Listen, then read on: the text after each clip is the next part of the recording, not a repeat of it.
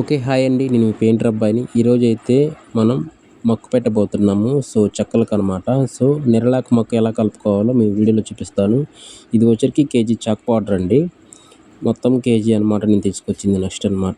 ఇది వచ్చరికి కేజీ నెరలాకు అనమాట. దీంట్లో మిక్స్ చేయాలనమాట. మొత్తానికైతే ఆ కింద ఉంది నార్మల్ రెడ్ ఆక్సైడ్ బ్రౌన్ కలర్‌లో. అలాగే ఇంకా నెక్స్ట్ ప్రాసెస్ ఏందో మీకు చెప్తాను. ఇది వచ్చరికి టర్పంటైల్ అంటే కిరోసిన్ అనమాట. నెక్స్ట్ ప్రాసెస్ వచ్చరికి ఇది వచ్చరికి ఇక దీంట్లో ఎలా మిక్స్ చేస్తారు ఏంటి మొత్తం వీడియో అయితే ఎండ్ వరకు చూడండి. ఇంకా విషయానికి వచ్చరికి మనం దీంతో మొక్క పెట్టాల్సి ఉంటుందన్నమాట. నెక్స్ట్ ప్రాసెసింగ్ ఏంటంటే ఇప్పుడు మనం ఎలా మిక్స్ చేస్తున్నాం ఏంటి అని చెప్తాను. మీరు రీసెంట్‌గా ఒక ఖాళీ బకెట్ అయితే తీసుకోండి. ప్రెజెంట్ అయితే దాంట్లో ఈ వాటర్ అనమాట. ఏ వాటర్ అయినా పర్లేదు. మినరల్ వాటర్ అయినా ఏ వాటర్ అయినా పర్లేదు. వాటర్ అయితే కలపాలి ఖచ్చితంగా.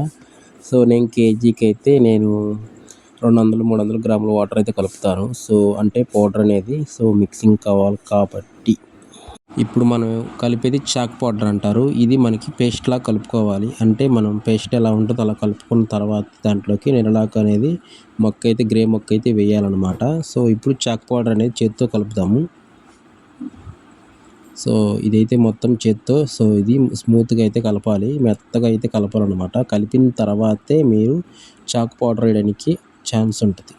అలా చేయకుండా డైరెక్ట్‌గా పొడిలో మాత్రం ఖచ్చితంగా నెరలాకు వేశారంటే ఈ నెరలాకు మొక్క అనేది ఇరిగిపోవడం జరుగుతుంది.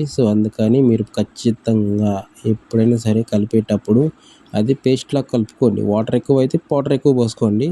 దాన్ని పేస్ట్‌లాగా మీరు చేయండి. చేసిన తర్వాతే అప్పుడు మీకు ఒక బెనిఫిట్ ఉంటుందన్నమాట దాని గురించి.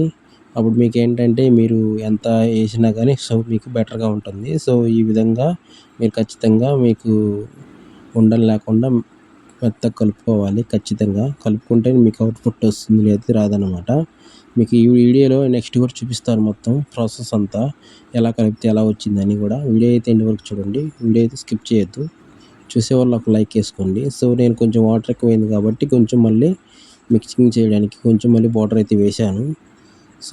మనకి రీడింగ్ పరంగా పౌడర్ అయితే వేసుకోవాలి. కేజీకి ఎంత ఏసుకోవాలి, అర కేజీకి ఎంత ఏసుకోవాలి అనేది కూడా మనం రీడింగ్ పరంగా వేసుకోవాలి.